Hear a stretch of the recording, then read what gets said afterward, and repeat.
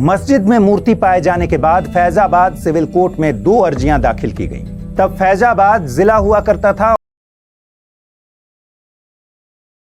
असली विवाद शुरू हुआ 23 दिसंबर 1949 को, जब भगवान राम की मूर्तियां मस्जिद में पाई गईं।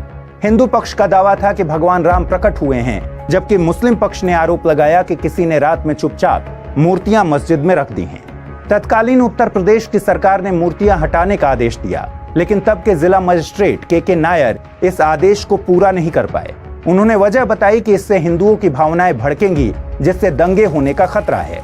तब सरकार ने इसे विवादित ढांचा मानकर इसमें ताला लगवा दिया। वह भारतीय राजनीति में एक ट्रांजिशन का फेज था और कुछ ही दिनों में देश में नया संविधान लागू होने वाला था।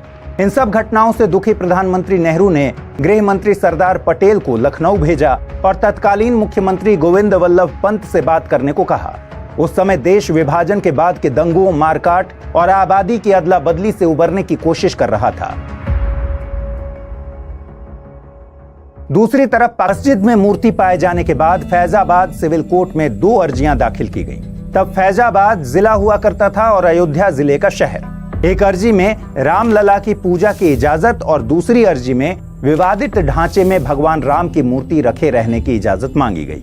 16 जनवरी 1950 को गोपाल सिंह विशारद ने सिविल जज की अदालत में उत्तर प्रदेश सरकार और मुसलमानों के खिलाफ मुकदमा दायर कर कहा कि जन्मभूमि पर स्थापित मूर्तियों को न हटाया जाए और उन्हें दर्शन और पूजा के लिए जाने से न रोका जाए।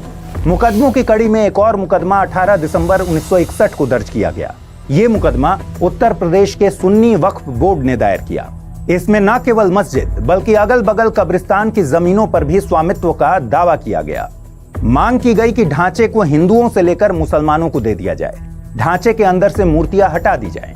जिला कोर्ट इन मुकदमों को एक साथ जोड़कर सुनवाई करने लगा। 2 दशक से ज्यादा समय तक यह एक सामान्य मुकदमे की तरह चलता रहा। कुछ दिनों बाद दिगंबर अखाड़ा के महंत रामचंद्र परमहंस ने भी विशारद जैसा एक और सिविल केस दायर किया। इस मुकदमे में भी मूर्तियां न हटाने और पूजा जारी रखने का आदेश हुआ। कई साल बाद 1989 में जब रिटायर्ड जज देवकी नंदन अग्रवाल ने स्वयं भगवान राम की मूर्ति को न्यायिक व्यक्ति करार देते हुए नया मुकदमा दायर किया, तब परमहंस ने अपना केस वापस ले लिया। कहा जाता है कि भले ही यह एक धार्मिक मुद्दा था और इसके कारण कई दंगे भी हुए, लेकिन फिर भी अयोध्या में दोनों पक्षों के बीच भाईचारे का माहौल था। सालों तक राम मंदिर के पक्षकार परमहंस और बाबरी मस्जिद के पक्षकार हाशिम अंसारी रहे। वे एक ही गाड़ी में हंसते बतियाते कोर्ट आते जाते थे। बिना हिचक रात बिरात वे एक दूसरे के घर भी आते जाते थे। फिर में आपातकाल के बाद 1977 में कांग्रेस से लोहा लेने के लिए जनता पार्टी का उदय हुआ। इसमें तमाम विपक्षी दलों के साथ साथ राष्ट्रीय स्वयंसेवक संघ और हिंदुओं की राजनीति करने वाला दल जनसंघ भी शामिल था। चुनाव के बाद जनता पार्टी इंदिरा गांधी को सत्ता से बेदखल करने में कामयाब जरूर रही, लेकिन आपसी फूट के चलते सरकार 2 साल बाद ही गिर गई। ऐसे में इंदिरा गांधी 1980 में सत्ता में वापस आ गई। इस चुनाव के बाद जनता पार्टी के जनसंघ वाले धड़े ने अलग होकर भारतीय जनता पार्टी की नींव डाली। अटल बिहारी वाजपेयी और लाल कृष्ण आडवाणी इसके प्रमुख संस्थापक सदस्य थे। 1984 में जब इंदिरा गांधी की हत्या के बाद आम चुनाव हुआ, तब भारतीय जनता पार्टी को महज 2 सीटें ही मिली। उधर 1982 में विश्व हिंदू परिषद ने राम जन्मभूमि के लिए अभियान चलाने का ऐलान कर दिया। 2 साल बाद 1984 में दिल्ली में संत महात्माओं और हिंदू नेताओं ने जन्मभूमि स्थल की मुक्ति और ताला खुलवाने के लिए आंदोलन का फैसला किया। 1984 में प्रचंड बहुमत के साथ राजीव गांधी देश के प्रधानमंत्री बन चुके थे। इस चुनाव में कोई फायदा नहीं होता देख भाजपा और संघ परिवार अपनी रणनीति में जुट गए। उन्होंने मंथन शुरू किया कि अगले चुनाव से पहले हिंदुओं को कैसे राजनीतिक रूप से एकजुट किया जाए। संघ और भाजपा नए सिरे से रणनीति बनाने पर मजबूर थे। दोनों ने राम मंदिर आंदोलन में पूरी ताकत झोंकने की योजना बनाई। उस वक्त केंद्र और उत्तर प्रदेश में कांग्रेस की ही सरकारें थीं। वीर बहादुर सिंह उत्तर प्रदेश के मुख्यमंत्री हुआ करते थे। जनवरी 1986 में फैजाबाद के वकील उमेश चंद्र ने राम मंदिर का ताला खुलवाने को लेकर जिला अदालत में याचिका दायर की। 1 फरवरी को डिस्ट्रिक्ट जज के पांडे ने राम मंदिर का ताला खोलने का आदेश दिया। अदालत के फैसले के बाद 37 साल से बंद विवादित बाबरी मस्जिद का गेट खुल गया। हालांकि इसे इस रूप में प्रचारित किया गया कि तत्कालीन प्रधानमंत्री राजीव गांधी ने बाबरी मस्जिद का गेट खुलवाया है। लेकिन बाद में पीएमओ में तब सचिव रहे वजाहत हबीबुल्ला ने साफ किया कि प्रधानमंत्री राजीव गांधी को अदालत के आदेश के बारे में जानकारी नहीं थी। बाबरी मस्जिद का ताला खुलना राम जन्मभूमि आंदोलन का बड़ा पड़ाव साबित हुआ। जनवरी 1989 में प्रयाग में कुंभ मेले के दौरान मंदिर निर्माण के लिए गांव-गांव शिला पूजन कराने का फैसला हुआ। साथ ही 9 नवंबर 1989 को श्री राम जन्मभूमि स्थल पर मंदिर के शिलान्यास की घोषणा की गई।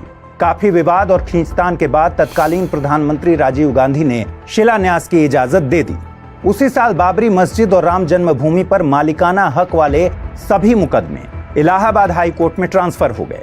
रामलला विराजमान के नाम से एक और मुकदमा हाई कोर्ट में दायर किया गया, जिसमें निर्मोही अखाड़ा और सुन्नी वक्फ बोर्ड के पक्षों को प्रतिवादी बनाया गया था। आंदोलन जोर पकड़ रहा था और उधर लाल कृष्ण आडवाणी भाजपा के नए अध्यक्ष बने। अध्यक्ष बनने के अगले ही साल यानी 1990 में आडवाणी ने सोमनाथ से अयोध्या के लिए अपनी विवादास्पद रथ यात्रा शुरू की। इस यात्रा ने राम जन्मभूमि आंदोलन को और धार दे दी। देश की राजनीति तेजी से बदलने लगी। आडवाणी गिरफ्तार हुए। गिरफ्तारी के साथ केंद्र में सत्ता परिवर्तन भी हुए। भाजपा के समर्थन से बनी जनता दल की सरकार गिर गई। कांग्रेस के समर्थन से चंद्रशेखर प्रधानमंत्री बने। ये सरकार भी ज्यादा नहीं चली। नए सिरे से चुनाव हुए और एक बार फिर केंद्र में कांग्रेस सत्ता में आई। भाजपा को जब इस आंदोलन से बड़े फायदे की उम्मीद थी, तभी पूर्व प्रधानमंत्री राजीव गांधी की हत्या हो गई। सहानुभूति का वोट कांग्रेस को मिला और केंद्र में उसकी सरकार फिर से बन गई। लेकिन उत्तर प्रदेश में कल्याण सिंह मुख्यमंत्री बने। मध्यावधि चुनाव में पहली बार राज्य में भाजपा की सरकार बनी। चूंकि प्रदेश में भाजपा की सरकार आ चुकी थी, इसलिए राम मंदिर मुद्दे को जोर मिलने लगा। सरकार बनते ही कल्याण सिंह सरकार ने मस्जिद के सामने की 2.77 एकड़ जमीन पर्यटन विकास के लिए अधिग्रहित कर ली। राम कथा पार्क के लिए अधिग्रहित 42 एकड़ जमीन लीज पर विश्व हिंदू परिषद को दे दी गई। राम मंदिर आंदोलन के बढ़ते प्रभाव के चलते अयोध्या के साथ ही कई और मंदिर मस्जिद विवाद उठने लगे थे। इनमें मथुरा और काशी मुख्य थे। इन विवादों पर विराम लगाने के लिए 1991 में नरसिम्हा राव सरकार एक कानून लेकर आई। प्रधानमंत्री पीवी नरसिम्हा राव ने पूजा स्थल कानून 1991 बनवाया। ये कानून कहता है कि 15 अगस्त 1947 से पहले अस्तित्व में आए किसी भी धर्म के पूजा स्थल को किसी दूसरे धर्म के पूजा स्थल में नहीं बदला जा सकता। लेकिन इसके कुछ ही समय बाद दिसंबर 1992 में कार सेवा का ऐलान हुआ। कल्याण सिंह सरकार और विश्व हिंदू परिषद के नेताओं ने सुप्रीम कोर्ट में वादा किया कि सांकेतिक कार सेवा में मस्जिद को कोई नुकसान नहीं होगा। कल्याण सिंह ने पुलिस को बल प्रयोग न करने की हिदायत दी। उन्होंने स्थानीय प्रशासन को केंद्रीय बलों की सहायता भी नहीं लेने दी। सुप्रीम कोर्ट में आश्वासन के बावजूद 6 दिसंबर 1992 को बाबरी मस्जिद ढहा दी गई। लाल कृष्ण आडवाणी, मुरली मनोहर जोशी और अशोक सिंह को वीडियो पसंद आई हो तो लाइक करें और सब्सक्राइब और ज्यादा शेयर करें। जय श्री राम।